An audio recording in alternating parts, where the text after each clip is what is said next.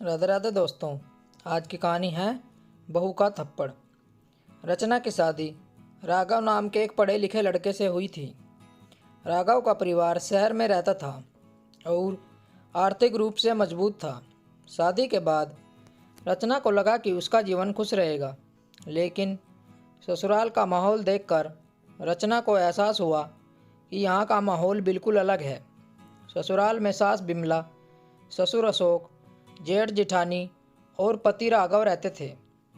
एक परिवार में हर छोटी बात पर गाली गलौज और अपमान करना सामान्य बात थी। सास ससुर को यह सबसे कोई फर्क नहीं पड़ता था। शादी के कुछ ही दिनों बाद रचना ने देखा उसका जेठ रसोई में जेठानी को गाली दे रहा था। जेठ जी ने किसी बात पर गुस्से में गिलास फेंक दिया, जिससे जेठानी के हाथ में चोट लग गई। जेठानी चुपचाप रोती रही। रचना ने उससे कहा, आपने कुछ कहा क्यों नहीं दीदी? तो जेठानी ने जवाब दिया, यह तो यहाँ का रोज का है रचना, अब तो तुम भी इसे सहने की आदत डाल लो। रचना के लिए यह सब बर्दाश्त करना मुश्किल था। वह सोचने लगी, क्या यहाँ सिर्फ महिलाएं अपमान सहने के लिए होती हैं? क्या यह इनकी नियति है? एक दिन रचना और राघव खाना बना खा रहे थे। अचानक राघव की किसी बात पर गुस्सा आ गया और उसने रचना को गाली दे दी। रचना का खून खौल उठा। उसने तुरंत एक गिलास उठाया और कहा, अगर दोबारा गाली दी तो यह गिलास आपके चेहरे पर होगा। राघव घबरा गया। उसने कभी सोचा नहीं था रचना ऐसा जवाब देगी। यह बात पूरे घर में आग की तरह फैल गई। उसके सास बिमला जी ने रचना को समझाते हुए कहा, यह तो मर्दों की आदत होती है बहू, इसे दिल से मत लगाओ। रचना ने तीखे स्वर में कहा, आदत गलत होती है तो उसे बदलना चाहिए।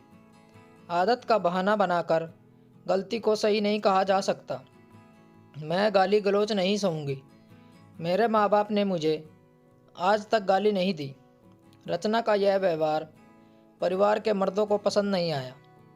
राघव ने रचना से कहा, तुम्हारा यह व्यवहार हमारे घर में नहीं चलेगा। या तो सह लो या मायके चली जाओ। रचना ने कहा, अगर मैं चली गई तो वापस नहीं आऊँगी।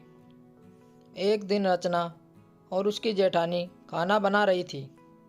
खाने में नमक थोड़ा ज़्यादा हो गया तो राघव ने गुस्से में रचना को थप्पड़ मार दिया और गाली देते हुए बोला, तुम्हारे माँ बाप ने तुमको खाना बनाना नहीं सिखाया? रचना ने राघव का हाथ पकड़ते हुए उल्टा एक थप्पड़ उसके गाल पर मारते हुए कहा, आज आपने मुझ पर हाथ उठाया है, अगली बार ऐसा हुआ तो मुझसे बुरा कोई नहीं होगा। राघव की माँ यह सब सुनकर बोली, बहू, तुम क्या मायके में यही सब सीख कर आई हो? अपने पति पर हाथ उठाना, उसका अपमान करना। तब रचना ने कहा, और आपने इन्हें क्या सिखाया है जो ये आपके सामने गालियाँ दे रहे हैं? आपकी परवरिश भी दिख रही है। आप मुझे मत सिखाओ कि मेरे माता पिता ने क्या सिखाया है। रचना की यह बात सुनकर पूरे घर में खामोशी छा गई। रचना ने यह सब अपने पिता आलोक को बताया। उन्होंने तुरंत रचना को घर से ले जाने का निर्णय किया। वे रचना के ससुराल पहुंचे तो रचना के सास ससुर से कहा, हमारी बेटी ने यह रिश्ता निभाने की पूरी कोशिश की, लेकिन आप लोगों ने उसे इंसान नहीं वस्तु समझा। मगर आपको लगता है कि यह गाली गलौज और हिंसा सही है तो हमें अपनी बेटी का रिश्ता ख़त्म करना होगा, क्योंकि हम लोगों ने अपनी बेटी को कभी गाली नहीं दी और आप लोग गाली दे रहे हैं। रचना के पिता उसको लेकर घर चले गए। कुछ दिनों बाद उनके घर पर एक पुलिस वाला आया और बोला, इस घर में रचना कौन है? तो रचना बोली, मैं हूँ। तो पुलिस वाला बोला, आपको कल कोर्ट आना पड़ेगा, आपके ऊपर चोरी का आरोप लगा है। रचना घबराते हुए बोली, कैसी चोरी? मैंने कोई चोरी नहीं की। तो पुलिस वाले ने कहा, यह तो आपको कल कोर्ट आकर साबित करना होगा। रचना ने यह सब बात अपने पिता को बताई। पूरा घर घबरा गया। ये क्या हो गया? अगले दिन जब रचना और उसके घर वाले कोर्ट पहुंचे तो देखा राघव और उसके घर वाले वहीं बैठे थे। राघव को देखकर रचना को रोना आ गया। फिर उसे पता चला यह केस उन्होंने ही कराया है। जज साहब बोले, रचना, तुमने अपनी सास के गहने चुराए हैं। रचना चौंक गई। नहीं जज साहब, मैंने कोई चोरी नहीं की। तभी उसकी सास और राघव ने कहा, नहीं जज साहब, इसी ने चुराए हैं। हम लोगों ने इसे रंगे हाथों पकड़ा था। यह सब देखकर रचना स्तब्ध रह गई। वह जिस पति को इतना प्यार करती थी, आज उसी ने चोरी का आरोप लगा दिया। रचना ने कहा, जज साहब, मैंने कोई चोरी नहीं की। ये लोग झूठ बोल रहे हैं। ये मुझे मारते पीटते थे, इसलिए मैं घर छोड़कर चली गई। फिर रचना ने जज को सारी बात बताई। तो जज ने बोला, क्या सबूत है कि यह लोग आपको मारते पीटते थे? रचना चुप हो गई क्योंकि उसके पास कोई सबूत नहीं था। तभी उसकी जेठानी बोल पड़ी, मैं हूँ सबूत जज साहब। रचना ने जो कहा सब सच है। इन्होंने मेरे साथ भी यही सब किया, लेकिन डर के कारण मैंने कभी आवाज़ नहीं उठाई। आज रचना की हिम्मत देखकर मुझे भी हिम्मत आ गई।